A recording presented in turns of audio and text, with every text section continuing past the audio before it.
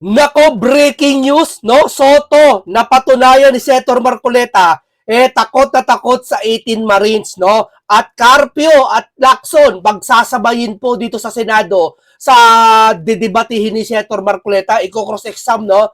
Ngayon po, itong si Pinky po, ganito po naging kalagayan ni Pinky. Alam niyo kung tutuusin sabi ng iba na si Senator Marcoleta daw ay na-corner daw ni Pinky. Mali, baliktad.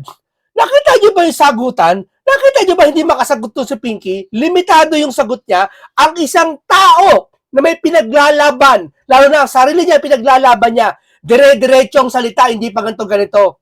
Di ba? Kasi Senator Marcoleta, nakitang-kita naman, di ba? Halatang-halata naman natin na talaga ang pinaglalaban ni Senator Marcoleta, hindi na yung kaalaman niya. Yung mga WPS, kaalaman niya yun. Diskarte niya yun, mga nalalaman niya yun. Yung sa mga give up, diskarte niya. Pero eto, hindi niya na-diskarte ito, yung flood control issue, kung saan ay ating problema sa bansa. Hindi niya ito kaalaman. Sinasabi niya to na ito ang unahin.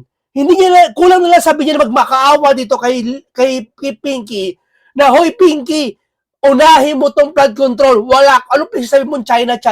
Di ho ba? Dito ay, alam ko na panood nyo tong video na to, pero mas papaliwanag ko sa inyo ng himay-himay, ang mas maiintindihan ng taong bayan na magising sa katotohanan. Maski yung mga trolls, malapit na bumagsak yan, mga kamunting kalaman, yung mga trolls na yan, ang damin ngayon sumusugod sa profile at sa lahat ng pages na nagko-comment, ang mga friends lang, 3 friend, 300 friend, mga fake account na ginawa lang ng persahang pinapasugod at ano kay Pinky, na Pinky, kaya mo yan si Marcoleta, makapili yan, ma-pro-China yan. Ibig sabihin, laglag na, talo na sila, wala na. Ang nang sumusuporta na lang sa kanila, sa mga administrasyong ito, iilang vloggers na nakilala. Iilang tao na lang, pero laglag na sila. Bakit? Ginagamit na nila yung makinaryang trolls. Dahil kung talagang malakas kayo, hindi kayo gagamit ng trolls. Di ba? Hindi katulad ni Senator Marcoleta, puro trolls daw. Wow! Kilala nyo naman si Senator Marcoleta kung anong kinaaniban yan. Hindi nyo pwede sabihin mga trolls yun. Ang tawag doon, pagmamalasakit sa kanilang kapatid, sa kanilang relihiyon, na kung saan hindi nila pitatanggol si Senator Marcoleta, kundi isang pagmamahal na kung saan sinasabi nila yung magagawa ni Senator Marcoleta para sa bansa. Kaya huwag nyo sabihin bayaran yon. May nakita kasi ako sumusugod na yung mga bayaran ni Senator Marcoleta. Wow, bayaran? Hindi. Si Senator Marcoleta, may mga talagang panampalataya niya sa kanyang relihiyon. Siyempre, pagka-relihiyon mo, mahal nila si Senator Marcoleta. Hindi sa kanyang kasalanang ginagawa, kundi yung magagawa dito sa ating bansa. Hindi katulad ni Pinky, walang nagtatanggol, kundi yung mga peking account na napilitang ipagtanggol siya. Pati ipagtanggol ang administrasyon. Isa lang ibig sabihin nun, wala na. Ibig sabihin, malapit na matuklasan itong mga maanumalyang project ng flood control issue. Hindi natin alam kung sino yon. Kung sino yung big fish, ang nakakaalam nun, magiging makakaalam na nun si Senator Marcoleta kapag napagpatuloy yung bakbakan na to dito sa kay Pinky. Alam niyo, ito masasabi ko Sabi ko sa inyo, dati hangang-hanga ako kay Pinky. Hanga ako kay Pinky. Ina-idol ko to. Yung bata-bata pa ako, edad ko 17. Mga 18, 17. Mga ganyan, pumutok ang pangalan nito. Isa lang sabi namin sa sarili namin, kalabanin nyo na lahat, wag lang si Pinky. Bakit? Isa yan sa mga may kamay na bakal. Yan ang dating bata ako Hanga ako, magaling na investigador yan. Ginagalang ng lahat yan. Pag sinabing Pinky, ginagalang lahat, kahit sa makarating. Pero ngayon, itong humaharap sa ating Pinky, iba na yata. Nasa na yung dati mong ikaw? Bakit hindi na namin makita sa iyo ngayon? Di ba? Nasa na yung dating pinagmamalaki namin na panlaban ng Pilipinas, pambato sa lahat ng kalaban, pambato sa lahat ng matitigas, sa lahat ng mga kahit kamag-anak, kamag-pinsan o best friend na tumitibag sa Pilipinas, ikaw ang pambato namin. Nasa na yon? Bakit nawala na? Hindi namin kailangan noon. Kailangan namin ngayon. Alin, yung magtatanggol sa Pilipino dahil yung noong kwento na lang yun. Di ho ba? Dito mapapatunayan mo, ang nagtatanggol ngayon sa Pilipinas, walang iba si Senator Rodante Marcoleta. Tandaan niyo yan. Pero ito ibibigay kong pasya kay Pinky. Alam mo, yung nakipagdebate si Senator Marcoleta kay Pinky, hindi ako nagalit kay Pinky. Nawala yung galit ko sa kanya. Alam mo saan ako nagalit? Doon sa pinagtatakpan niyang amo. Oh, alam mo anong nangyari kay Pinky sa akin? Nagkaroon ako ng awa. Oh, totoo. Taas ang kamay. Sa mga hindi nakakaramdam diyan ng konsensya, nakakaawa si Pinky, di ba? Naawa ako sa kanyang kalagayan niya yon. Nadurog-durog kay Senator, di ba? Totoo lang. Naawa ako, bakit? Alam ko hindi mo yang gusto yung ginagawa mo. Dahil napipilitan ka lang dahil may isa kang tao na pangakuan. Yan ang hirap pag may pinag-uutangan ng loob na kaibigan. Kaya kasi si Senator Marcoleta dyan sa Senado na yan eh. Walang kaibigan dyan eh. Ang kaibigan niya, taong bayan eh. Oo, di ho ba? O ito, painggan natin kung paano si Soto, natakot yata sa 18 Marines, no? At itong si Pinky, hindi makasagot, napayes na lang kay Senator Marcoleta. Na-corner ka. Oh, tapos si Carpuet, ipapatawag si Carpuet. Isa pa yun eh, di ba? Oh, ako hindi ako naawa doon kay Carpuet. Oh, dahil yon talagang wala naman nag-uutos doon, kundi yung tuktok niya nag-uutos sa kanya. Hindi katulad nito, nakakaawa si Pinky. Bakit? Alam ko hindi naman to ganito eh. Pag alam mo kasi ang dating si Pinky, alam mo dating sino ito, maaawa ka eh. Bakit? Hindi ikaw yan, ang layo mo sa dating ikaw. Di ba? Yan ang privilege. Ayaw pong isipin na sinasadya ninyo. Ngunit narinig naman po ninyo eh.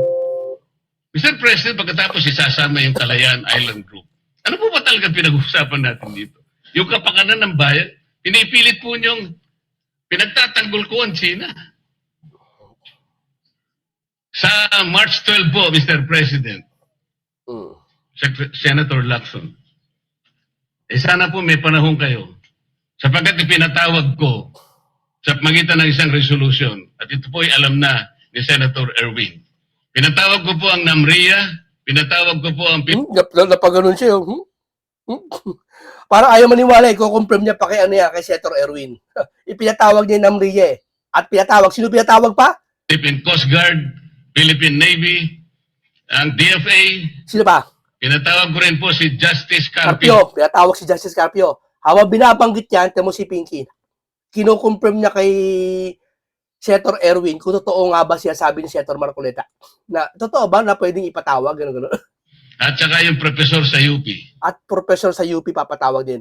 So, ibig sabihin, magtatagpo-tagpo lahat kayo dyan. Lahat ng humahamon kay Senator Marcoleta na pinagsasabihan yung pro-China, pinagbabakbakan nyo sa inyong mga social media account, ito, magkatagpo-tagpo kayo sa Senado. Dito nyo patunayan yung sinasabi nyo na talagang mahal nyo mga Pilipinas. Dahil kung mahal nyo Pilipinas, noon pa lang nagkaroon tayong resulta sa WPS na yan.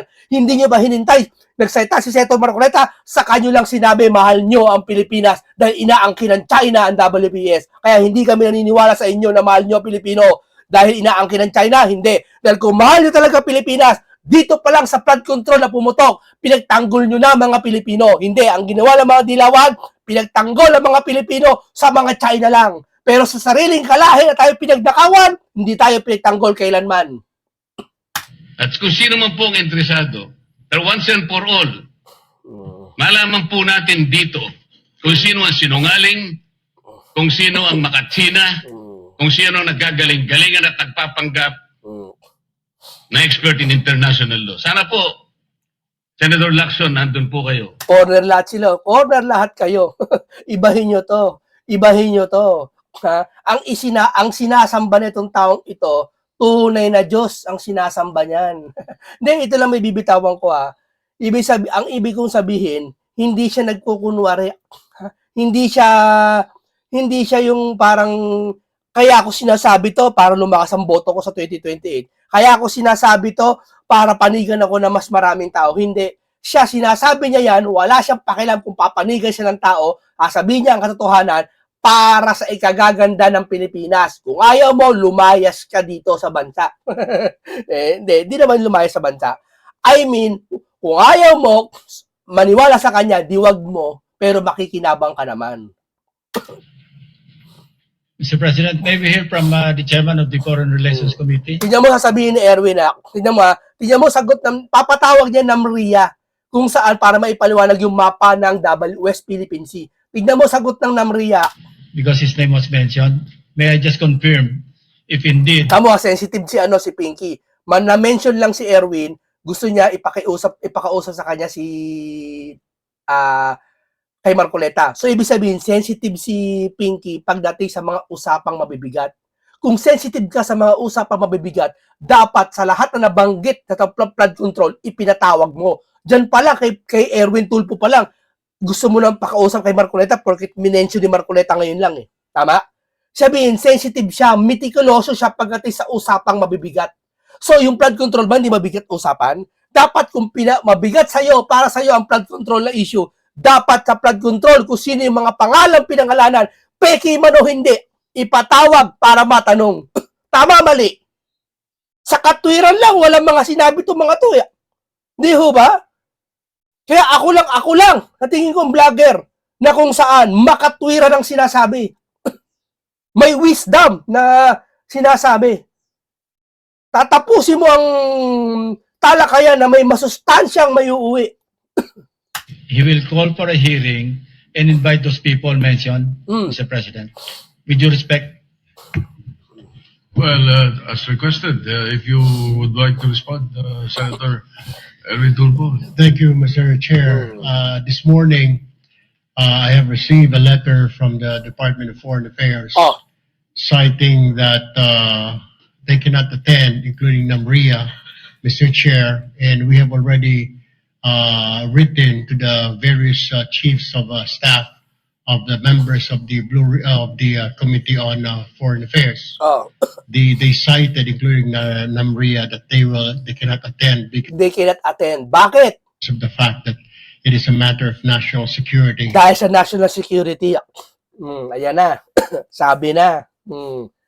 Di ba? Ayan na. Hindi ko lang kung nagkakaisa ba o ano na. Di ba? Mr. President, Bakit hindi katotohanan yan? eh, Pinagsasabay-sabay ni Senator Marcoleta, yun ang gusto nyo eh. Pagsabay ng WP sa usapan, China, itong flood control, halika sama-sama kayo. Parang ganoon eh. Di ba? Pag nagsama-sama si Senator Marcoleta, gusto mo ng usapan WPS, gusto mo na, pagsama-sama na kasi isang Senado. Talaga, didebate ko kaila. Yun ang gusto eh.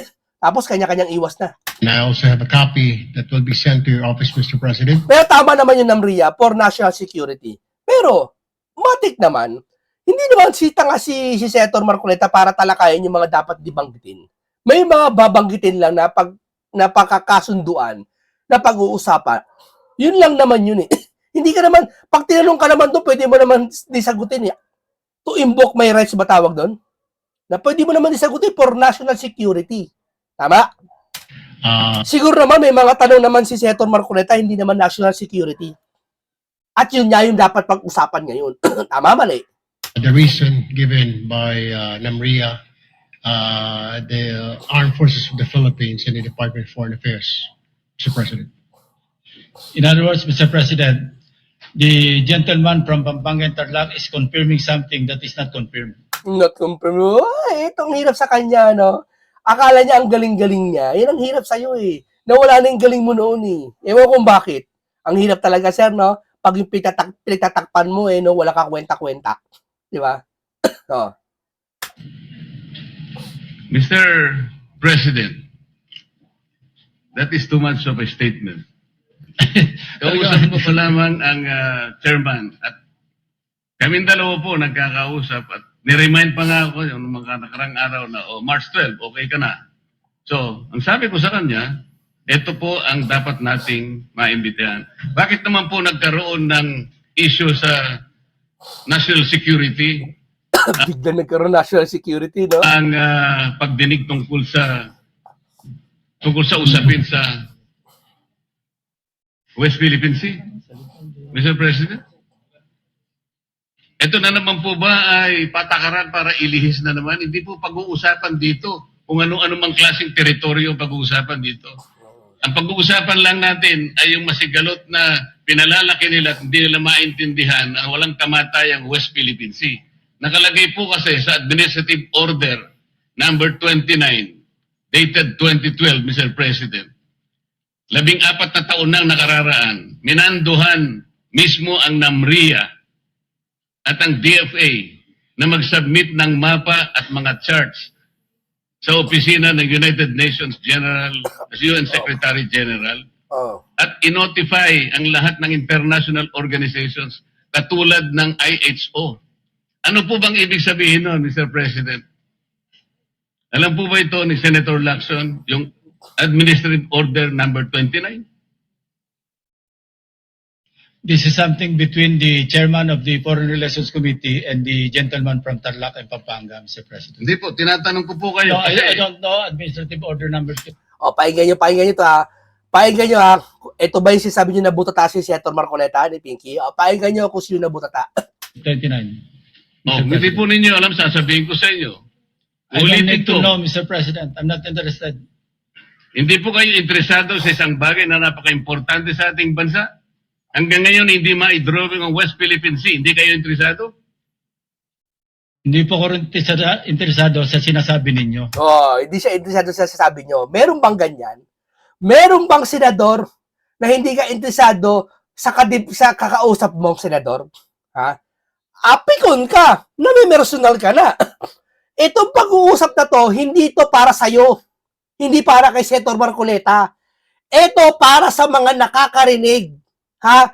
Parang ganito, ako, yung teacher ko, pati ako yung magaling na kapwa ko, teacher ko, co-teacher ako, assistant ako na, tinanong ako, sir, 1 plus 1, ano ba sagot? Ano ba sagot? 1 plus 1. Tapos sumagot yung estudyante, ma'am, 2. Ako ba hindi ko alam yon? Ha? Kanino ko tinatanong yon? Sa estudyante ba?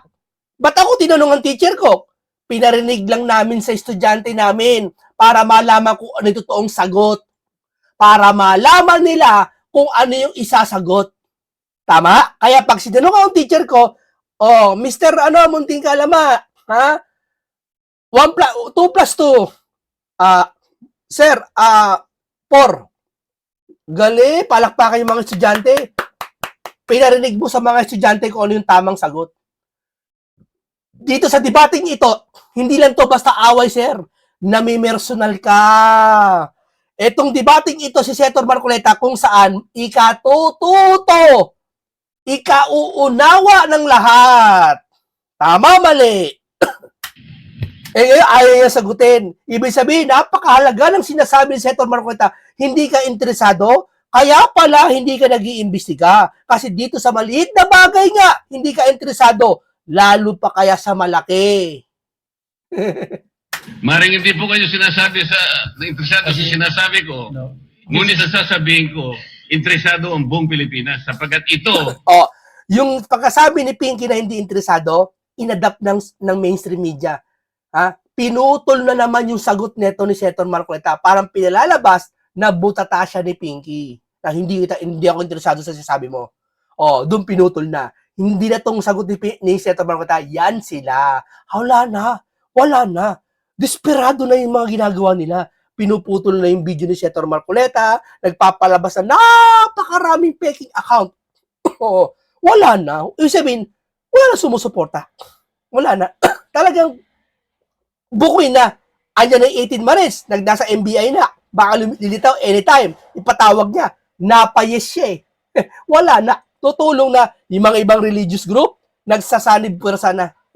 Yung mga retired, andun na sa 18 Marines. Kakampi na. Sanib pwersa na. Ibig sabihin,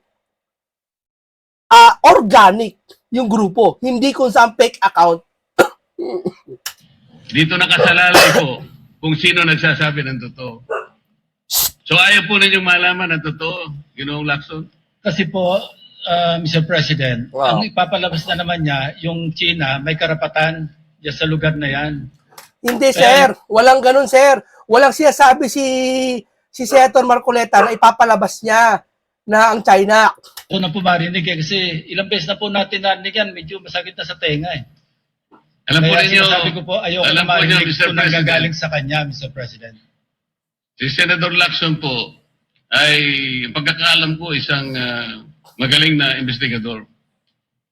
Eh ngayon po pala yung manghuhula na. O, ano ngayon? Sopla ka. O, ito ba barado? Ito nga barado eh. Bakit? Paano niya nasabi na sasabihin ni Senator Marcoleta nasa China yon?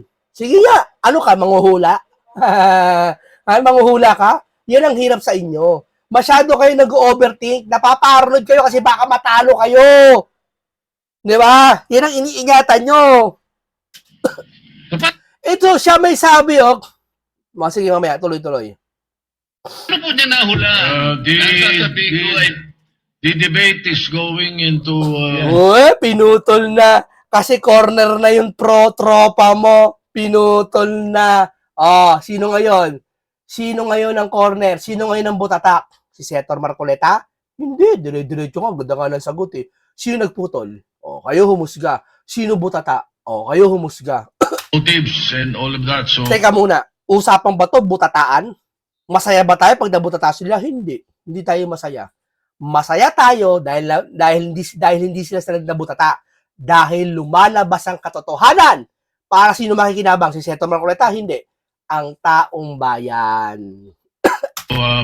motu proprio, the presiding officer declares the session suspended. Yes, Senator Marcoleta is recognized. Salamat po, Ginoong Pangulo. It's not a matter of hitting me back. He can hit me many, many times. Sabi ko nga po kanina, Mr. President, that's irrelevant to me. It's no longer important to me. Kahit ano pa pong paninira ang sabihin ni Senator Lacson sa akin, wala pong kaso sa akin yun.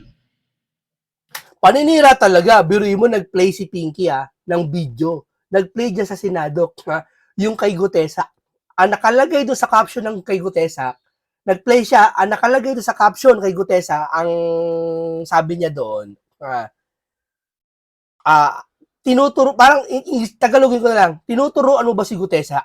Parang ganon. Di ba may time na si Gutesa nagbabasa ng affidavit niya na putol? Parang pinalilitaw niya sa video niya, kino-coach daw ni Senator Marcoleta si Gutesa, naalala nyo, na, mali ka eh. Tumalon ka sa binabasa mo eh. Basahin mo ng buo. Tapos pinahiram ni Marcoleta ng affidavit. Kino-coach daw ni Senator Marcoleta si Gutesa. Gusto niyang palitawin. Gusto niyang patunugin. Nanood din kami, sir. Nanood din kami. May TV rin kami. Sir, may cellphone din kami. Huwag niyo mo naman kaming gawing ulianin. Mambira naman, oh. Yung time na yun, hindi kino-coach ni Senator Marcoleta si Gutesa dahil yung affidavit na yun, meron din kayo. Binigyan din kayo ni Senator Marcoleta ng kopya. Magtataka ka pag walang binigay na affidavit sa inyong kopya, si Senator Marcoleta lang meron. Yun ay kino-coach niya talaga si Gutesa. Hindi niya kino-coach si Gutesa. Si Gutesa talaga, putol yung affidavit niya. Siguro, human error sa pagkakasirox.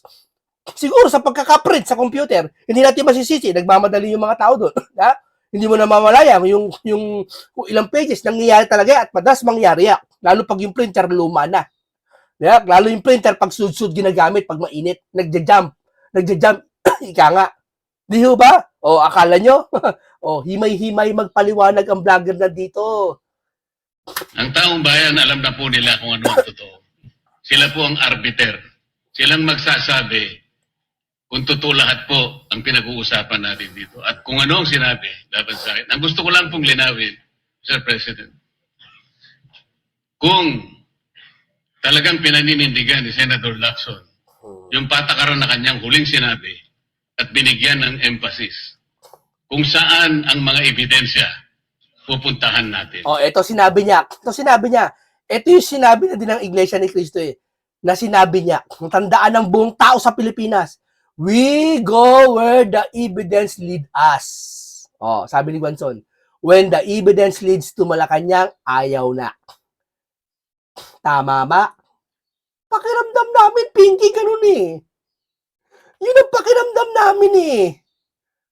Sabi mo, we go where? We go where the evidence lead us. Kung may sabi niyan. Diba? Hindi naman kami may sabi niyan eh.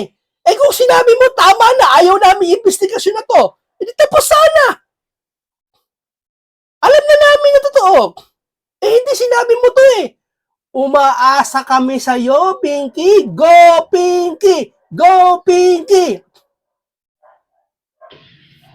Napakarami ko pong sinabi kahapon sa aking privilege speech. Inisa-isa ko yung dapat napuntahan natin. Para sa ganon, lahat ng inaakala nating ebidensyang magtuturo kung saan dapat at kung sino dapat ang managot. Doon lang natin makikita at ang taong bayan po ay nakikinig at nagbabantay. So, gusto ko pong malaman, Sir President, Biruin mo trabaho ng Blue Ribbon yan. Naging trabaho ni Senator Marcoleta magpaliwanag dyan. Diba? Dapat sa'yo yan, Pinky. Anong ginagawa mo? Ni paliwanag, wala kang ginagawa sa amin.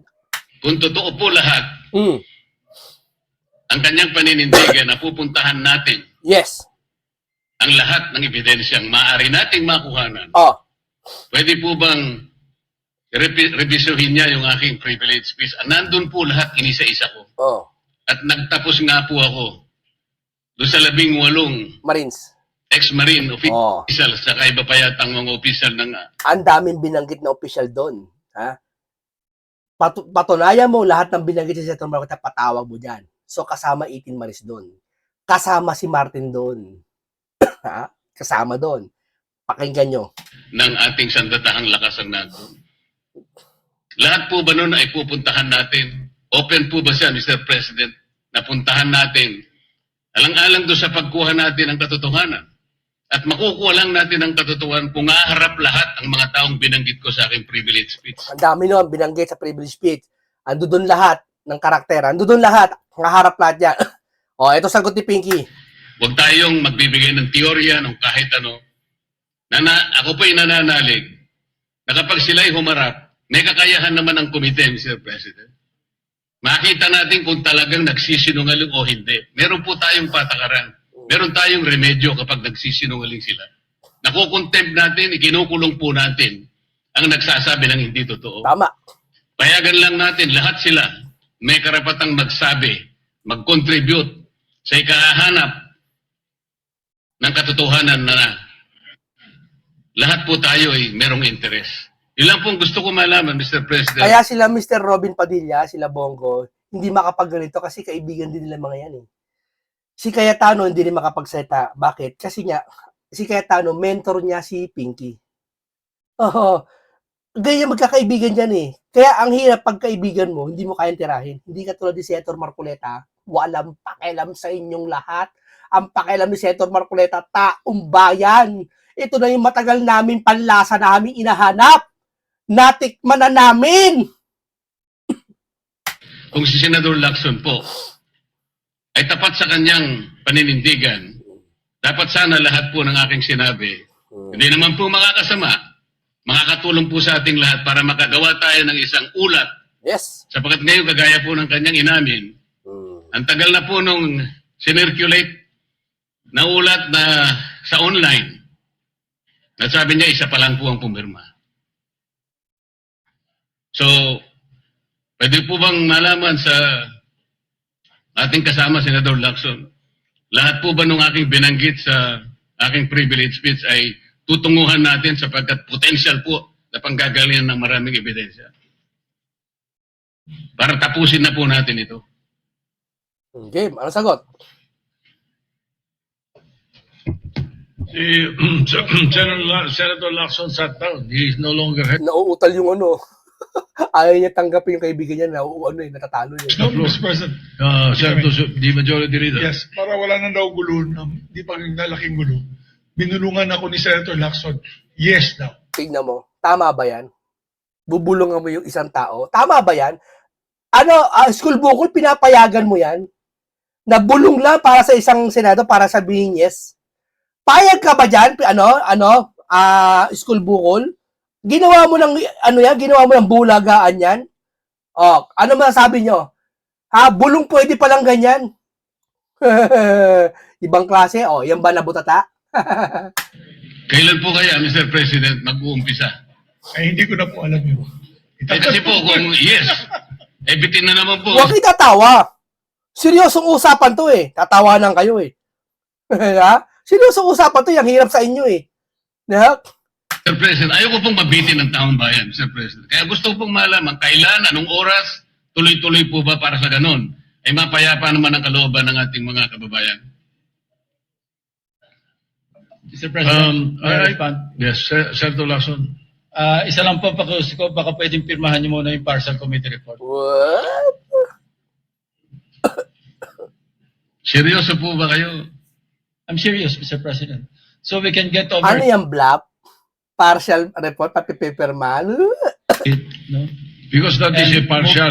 Move forward. Yes, that's a Partial, and then you can move forward to the next one. That is But, correct, Mr. President. Paano ko po yes, but pipirmahan again, para sa uh, report, Mr. President? Ang gusto ko makumpleto muna, kaya nga po ako'y nakikiusap, puntahan po natin ang mga potential areas of evidence. Kung payag naman po kayo, umuuna kayo, tinatanong ko lang ngayon, meron na po ba tayong schedule? Sana mo po, kahit weekly lang, Mr. President, tapusin na po natin ito. I believe that the Committee on Rules should tackle that particular question because today I found out that those members, those Pakinggan nyo. so-called ex-military soldiers that you're mentioning and the people behind it, some members of Congress filed a case of cyber libel on them. And therefore, I think the Committee on Rules should check first whether we can call a hearing on that particular issue kung ganong merong kaso at meron ongoing case. Yun ang So Pangulo. I suggest that your question and the privilege speech and the ensuing debates thereafter be referred to the Committee on Rules. I would like to entertain a motion to that effect, Mr. Majority Leader. I don't think we can answer the question of Senator Marcoleta now because of that particular issue. Yes, Mr. President. Dahil po ba, Mr. President, merong nagsampa ng demanda doon sa mga tao inakala nating makakatulong sa atin? Magiging sagwil na yon para hindi natin sila tawagin. So, ibig sabihin pwede palang i-demanda na lang natin gustong magkukusa na pumunta rin. Tama. Tapos, Takot ka, school bukol. Takot siya, sa 18 Marines. Wala na. Kita niyo yung content kung sino talaga ayaw magpatawag sa 18 Marines.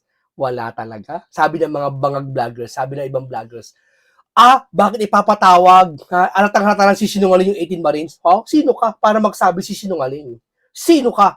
Investigador ka ba? Kumilos ka ba? Para sabihin niya, inimbestigahan mo ba 18 Marines? Malalaman niya sa investigasyon para sinungaling. Ikaw, cross, tatanungin mo siya. Ha? Ba?